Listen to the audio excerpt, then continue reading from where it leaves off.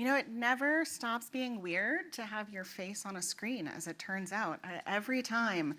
Funny story about this one in particular. So, this is my profile picture on LinkedIn as well, although you may notice if you look that it is a different blouse. It is, in fact, my face and my hair. Everything about that picture otherwise is AI generated. I took a picture that I really liked, and I was wearing a silly t-shirt, and versus going and doing something different, I turned to Canva's AI and created my own new picture. So we've talked a bunch about AI today, so I thought that was a funny way to kick off. So today we are going to talk about content fundamentals. So first, a thank you to all of you for showing up for the final session of the day. I know everyone's brains are chock full of all of the information that we've been gathering today, and I know that there's been a lot of talk, a lot of networking, a lot of conversations to be had, so I cannot thank you all enough for showing up for this final session, and we are going to go through the 7 fundamentals of content marketing. There may be more, but we'll just pretend there are just these 7. So, a little bit about the agenda first. We'll go through just a really quick introduction to who I am, what I do. We'll talk through a little bit about why we care about content marketing at all, what it means, and who should be paying attention to it. We'll walk through those 7 fundamentals, very specifically talking through each one of them, what they mean, what they're made up of, and then we'll follow up with a very quick recap since it is the end of the day. So this is the AI-generated me. So my name is Heather Hurd. I am the Senior Director of Global Content Marketing for FIS Global. I have been working in marketing and brand and content strategy for about 15 years. Some of that time has been at corporates, some of that time has been at agencies, and I have worked in everything from fintech, which is what I do now, to technology in general, to retail and wine and fashion, not that you would know. Thankfully, I never had to do any of those fashion things in person, or they might have caught on a little bit quicker. So essentially, my focus in all of the work that I have been doing has always been about how to make organizations make sense to their audiences, how to make sure that they are communicating the things that they intend to communicate, and then using that content marketing to actually reach their goals. So, who is FIS? So maybe you know, maybe you don't. We are a really large financial technology organization. We operate in almost every country. We process about $40 trillion annually. But all of that is the boring business background of it. What I like to tell people that really helps them relate is essentially that if you have purchased a cup of coffee recently, if you have opened your bank account on your mobile device, or if you have moved money around in your retirement accounts, there is a reasonable chance that you have interacted directly with our software. Now, what that means for us is that we have a really interesting marketing challenge because the work that we do, our consumers don't see. Most of our work is white labeled, and so it's happening in the background. It's quiet, it's secret, no one is paying attention to it. And so for us as marketers, that has really meant that I get to, in my day-to-day job, really circle back to these fundamentals all the time. Because when I don't have a product that someone can touch, that someone can share, no one is going on their phones and opening the FIS app. They're not seeing our branding regularly. Now, some of our larger customers, that's not necessarily true for, but for many of the people that we're talking to, we are just happening in the background. So how do you make sure that your audience sees and cares about what you're doing, or at least feels the positive impact of the work that you're doing when they don't touch what you actually do, when they don't see you as a brand? So that is a lot where these fundamentals will come in. So enough about me and my work. On to who cares about content marketing. So the horrible secret here is your audience does not. They don't care. They don't care about these fundamentals. They don't care if you've done none of this. They're never, ever going to care. The good news is I care deeply. And the fact that you are all here tells me that you probably care too. And that's good. We should care. Because the truth of the matter is that our content marketing is absolutely everywhere. And the biggest likelihood is that the people that you're trying to reach probably are seeing your content marketing somehow. The catch is, Are they doing what you want them to do with it? Are they engaging with it? Are they taking the actions that you want them to take? Because again, your content marketing is literally everywhere. And as everything continues to go more and more digital, people are working and playing and studying and learning digitally. We have to make sure that our content marketing is ready to take on that effort and really do what we expect it to do. So, a question. How many people here would you say you feel like you really don't have your content marketing strategy down at all? You really, okay. So a few people who really don't feel like you've gotten there yet at all. So for everyone else, are you in a situation, raise your hand then if you feel like you do have it down, you're pretty sure you've got at least some of the basics down, but you're not sure if you've really got it nailed. Okay, so just about everyone else, which explains why you're here. And really, this is a problem that is common for everyone because in most situations, you are either an organization who started out in a very startup mentality where you started out with a great product, a great solution, and you hit the ground running and you were focused mostly on sales, and that's where you started to see your growth. So maybe you never established these fundamentals, or you're a more established organization, you're well known in your industry, you do what you do, you've been doing it for a long time, you established these fundamentals, but who knows when the last time was that you looked at them because they've been working. And the truth is, if you're seeing growth right now without these, you will likely continue to see some growth, but you're going to be missing out on the multipliers that happen when you establish these background things. So, your content marketing, as I said, is literally everywhere. And so whether you are one of these companies that is starting from scratch or somebody who's really looking at refreshing, you want to be making sure that you are establishing these fundamentals in a way that really sets you up for success because content is such a huge part of your presence in the world. It's on your website. Here's ours. It's on your social media, which is largely where I think a lot of people, especially if you're B2C, are really introducing yourself and interacting with your audiences. It's at your events, and these are not just the ones that you host, but also the ones that you attend. It's right here in this room. This is also part of your marketing. And it's also in your community. And so these are the ways that you show up in the world that maybe don't have anything to do with your actual sales or traditional marketing. We actually see a huge lift from the community events that we do, the times that we go out and we participate in charity events or we kick off a local game. We see huge lift there because these are the times that we are coming out and presenting ourselves to the world and reestablishing those values that we set out as an organization to say, this is who we are and this is what we want you to think of when you interact with us. Everywhere. Your content is everywhere. So let's revisit that question. Who cares about content marketing? We already know your audience does not, but let's make it more specific. Who cares about content marketing within your organization? And the answer is not just marketing. The truth of the matter is that your sales teams, your leadership, your development teams, everyone else in the organization has a real stake in whether your marketing actually makes a difference. It matters to them whether or not it works. Your customer service teams who are talking to your clients regularly, anyone who's interacting with your marketing in any way is going to have to care. Even your finance teams have a direct impact if your marketing does not go as planned. So as I said, you can keep doing what you've been doing, and it may work, but without these fundamentals, you're missing out on the ability to grow in a way that might actually set you up to outpace your most serious competitors. So we've established why it matters. Let's talk a little bit more about what content marketing looks like.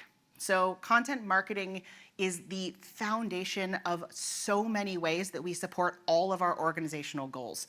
So not only are we using it to get eyeballs on our content, just literally getting it out there in a way that is visible for people, but we are also using it to create a passive audience. So this is not necessarily the people who are engaging in your content, but just the people who are allowing you to engage with them.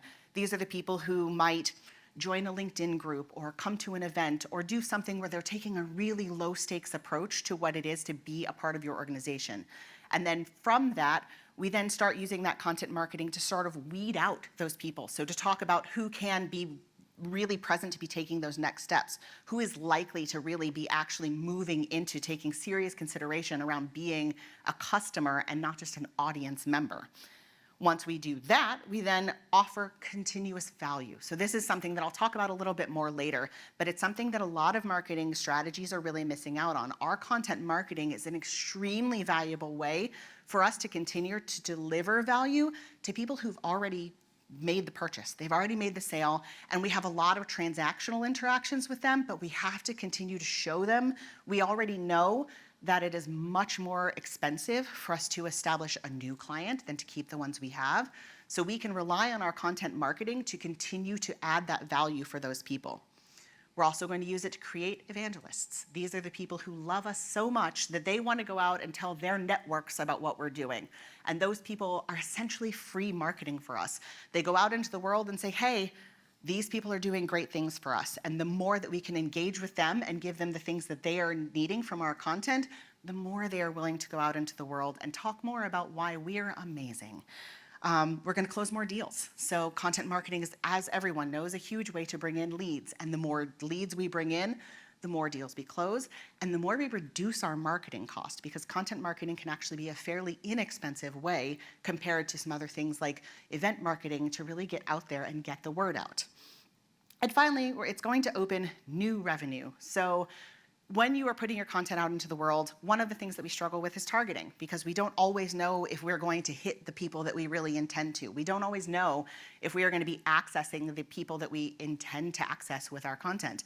And as things go cookieless, try not to be terrified by that, it's going to get even harder. And so what is interesting about the way that content marketing works is it's already a little bit of scattershot. And so what's going to happen is this content marketing approach is going to make it easier to access who we want to talk to when we do inevitably have to go cookieless. Because when we put the right messages out into the world, when we tell the right stories, when we say the things that really resonate with the people that we're trying to reach, they'll find us because we're putting the right things out into the world.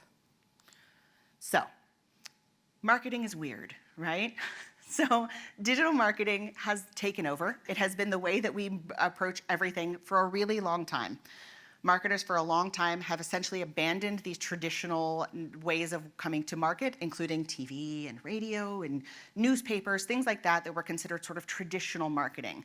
But Harvard Business Review in 2022 figured out that that is changing. There is now, for the first time in a really long time, a marked increase in marketers who are investing in these traditional models again. Marketers going back to advertising on the radio, advertising television, running ads in the local newspaper. And these are not things that were happening, especially for larger organizations, for a really long time. Why is that happening? We're trying to break through the noise. There is so much going on. There's so much noise, and we have to figure out a way to differentiate ourselves. So a really funny story about that from a couple of years ago, actually prior to when people were really moving towards digital and abandoning these traditional markets. I was working for an agency where we had a client who was trying to reach customers who were specifically in construction, and they were having a really hard time, because essentially their clients were people who owned construction businesses, and they did not participate in social media. They were not on Facebook. For the most part, they weren't checking their email. They had clunky old phones in really hard cases for the inevitable time that they were run over by a cement mixer. And these guys were impossible to reach. And we, as an agency, worked with them and had tried every route that we were used to trying, until we had a conversation with one of their sales guys who happened to mention, offhand, largely unrelated, that in every office he had been to, every one of those construction guys had a functional, usable, in-service fax machine. And so we ran a fax campaign. We ran a campaign where we sent all of the people they were trying to reach faxes. And we had a 90% response rate, because these people, that's how they communicated. That's where they were. We met them where they were, and it worked. Now, I'm not saying 90% of the people who responded to the fax actually did business with the organization, but they paid attention. They responded in some way. And even the people who responded negatively, we had an opening then. And that was something we had not been able to do any other way. So this is really where we really are trying to break through this noise. So the fundamentals are where we start.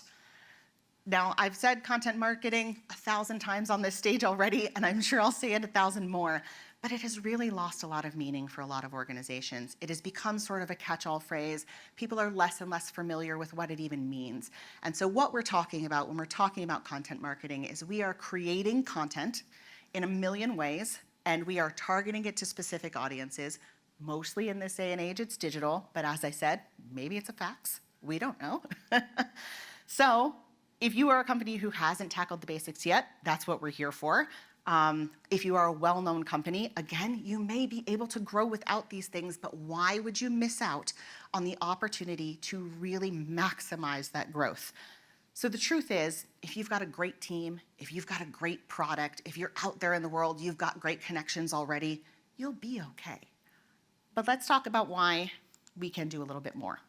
So these are the fundamentals at a glance. As I said, there are 7 of them. These absolutely set up the foundation of what it means to be a successful marketing organization. These are the fundamentals of content marketing, but you will see as we go through them, and we will go through all of them in detail, you will see as we go through them that they do touch on some higher level marketing strategies also, because all of this is connected and all of it is necessary to making sure that you have success. So the very first one, and my personal favorite, is establishing your brand identity. So this one is really overlooked for a lot of organizations because most people think of this as a logo and a tagline. So we've got our logo, we've got our tagline, our brand identity is done. You don't need to worry about anything else. That's good, right? But the truth of the matter is it's much more complicated than this. And this is really the kind of thing that, like I said about FIS and our software, we run on the back end. People don't pay attention to us. This is the kind of thing that seems very secret back end. No one's gonna see it. It's always internal. But if it is not there, you are missing out on the foundation. So it starts with your purpose, your vision, your mission, your values. These are the things that you are going to establish internally that tell everyone in your organization why you're here. What is your purpose as an organization? Why do you bother showing up every day? What do you really want to do in the world? What difference do you want to make with the work that you're doing? Once you have that established, you're going to talk about your personality.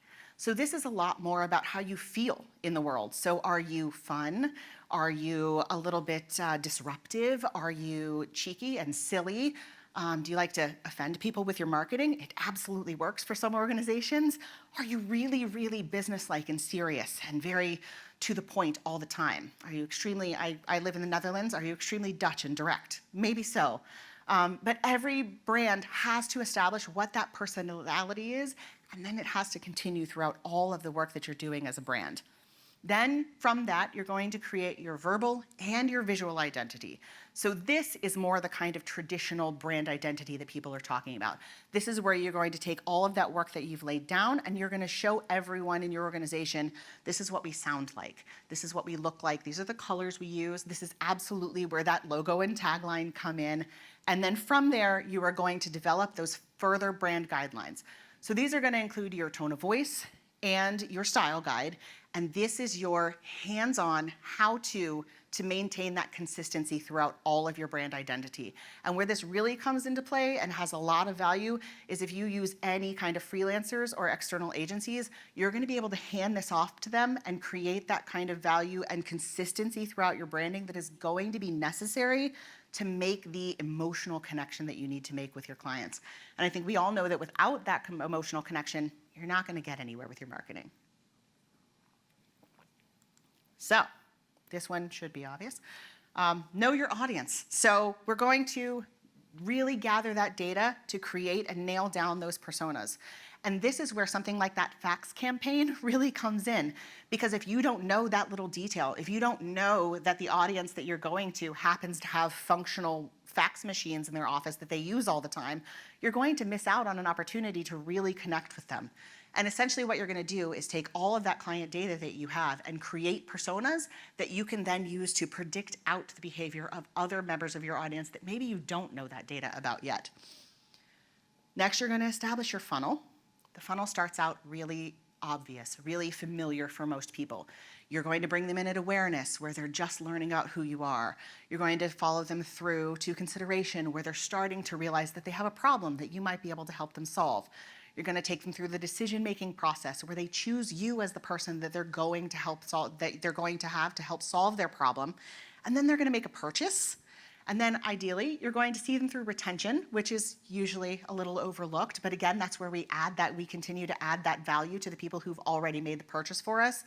But here's the key about the funnel.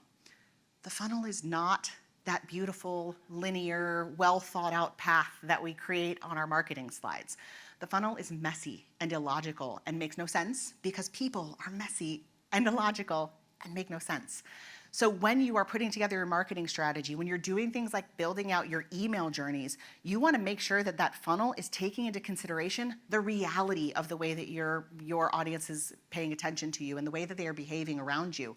They are not going to just neatly follow through on that funnel. They're going to loop back. They're going to disappear for a while. They're going to have to be reslotted into a different section of the funnel. So you're going to want to really overlay that realistic behavior into that funnel so that you can actually react to them the way that they are actually interacting with you. Then you're going to not just define, but support your differentiators. So hopefully you already have a pretty good idea of what makes you different from the people in your industry who are doing something similar. But if you can't support that with data or client stories or something else that gives you something tangible to put out into the world as part of your content marketing, those differentiators don't mean much because your audience doesn't understand what makes you different if you can't prove it to them. Again, it comes back to telling that story. You want them to be able to understand the specifics about why you are different and why it matters to them. And then you need to learn to listen. We are all marketers. We hopefully all listen a lot, but the key here is active listening.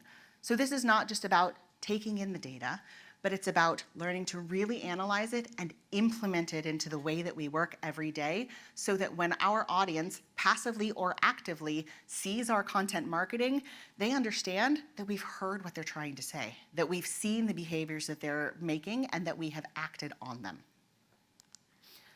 Then you're going to align your goals. So we should have every marketing goal directly aligned to your larger organizational goals.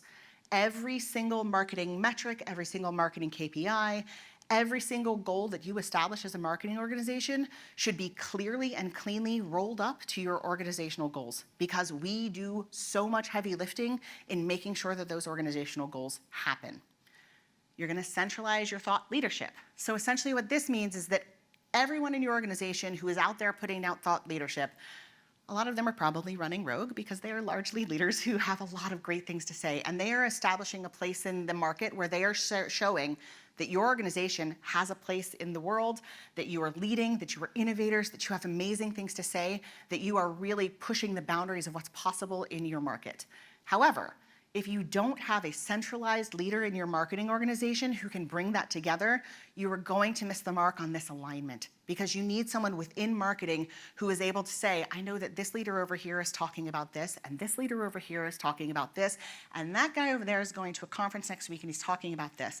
And you want to make sure that they are all prepared with the right talking points and the right alignments because again, it's all about consistency across every way that you come out into the market. And then you're going to drive your decisions with data. And 5 minutes, I need to talk a lot faster.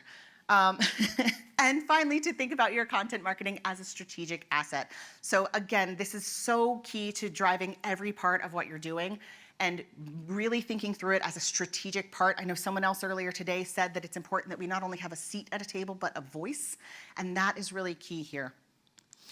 Developing your high-level marketing strategy. So this is all about the what and the why. To begin with, you're going to talk about, this is talking about what is happening now, why it needs to change, and why you're the person that needs to change, and why you're the organization that is the right one to make this change happen.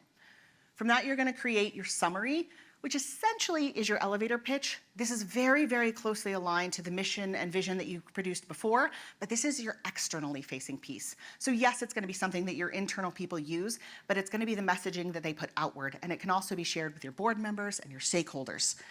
From there, you're going to create your to-do list, which is all about all of the things that you need to do to actually make these changes happen. And then that wraps up with your workflow and your priorities. That takes that to-do list and prioritizes it and essentially gives your team marching orders. So this is the way that everyone needs to react. This is what they need to do next. This is what they need to be focused on. And that one is really key for your marketing leaders to refer back to regularly. We know things change all the time, and we want to make sure that we are continuously reviewing that workflow so that our teams are always working on the right priorities at the right time. Then, content strategy. I told you it was coming. So creating content that matters. We want to make sure that everything we put out there into the world is really speaking to our audiences in a way that makes sense to them. We want to tell stories that are relevant, stories that offer them value, whether they know nothing about us or they've already purchased or they happen to meet us at an event. We want to be giving them something that feels like a value exchange because we want something from them in return. We want to make it all about me, and by me, I mean them. We want to make sure that they know in every way that they interact with us that they are our first priority, that they are what matters most. We talked a little bit about metrics already, and then from there, you're going to want to prioritize your distribution channels. So we've talked about what you're saying. We've talked about who you're talking to. Where are you putting those messages out there? Are you meeting your clients where they expect to see you? Are you at the events they're at? Are you in the social channels that they are in? You want to collect your data from there, and then you want to document, and I cannot stress this enough, everything. You want every single thing to be documented because every process, every procedure, everything that you build in all of this is going to be not only the way that you onboard people and really get them involved when you bring new employees on, but also give you a springboard for when you inevitably have to change something. You're going to create buzz. This is internally facing. This is about getting buy-in from your team. So this is making sure that you are not only communicating everything about your content and your strategy to the people internally, but also regularly reviewing it with them so that they really understand why you're doing what you're doing, how you're out there into the world, and you're also going to solicit feedback from them. And this is especially key from your marketing team, your sales team, anyone who's talking to your customers, so that you're really gathering from them what they see. Is it performing well? Is it really doing what we think it should? And when you do all of that, you're going to create buy-in. Really flying through here. So finally, last one, we are going to make things better. So this is about establishing an optimization process. So you are going to be measuring how you're doing against those KPIs that you put in place. And then you're going to be analyzing your data. But the key to this analyzing the performance data here is involving everyone. So when you go and analyze your performance data, this is not just the marketing leaders in the room. This is also your strategists and your producers. They should be in the room when you are looking at how things are performing. And they should have time to really look at it and say, hey, I think as someone who's creating this, I think this is why this might have done well or why this might have done poorly. And that way you are going to get a whole new perspective on the way that your marketing is performing and really give you the opportunity to implement those changes. And we're going to fail as marketers. We're going to miss these metrics sometimes.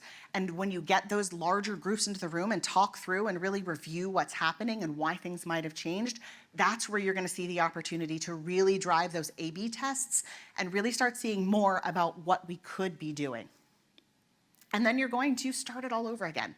So as you have all this data, you've gathered all the performance, you've looked at everything you've done, you're going to go back through it again and you're going to gather new data. You're going to try everything all over again. You're going to re-review your performance data and start it all over again. So this is really a never-ending process. So let's review. This is slide 25. So we've really been through a lot together. So we talked about why content marketing matters. We talked about all of the ways that it supports our organizational goals and all of the things it does, all of the ways that it is ever present in the world. We talked about the fact that what we've been doing might not be working. Maybe we should all develop a fax campaign. We talked about our 7 fundamentals, and now is the time to take action. All of us are probably smack in the middle of 2024 planning, and now is the time to really be making sure that these fundamentals are either being established or refreshed as part of that strategy. And finally, a thank you from me. I cannot tell you how thankful I am for you showing up for this final presentation. Change is super constant, and we are going to continue to see it, and these fundamentals are the way that we master it. So thank you all so much, and please follow up with me on LinkedIn and let me know, find me around if you have any other questions.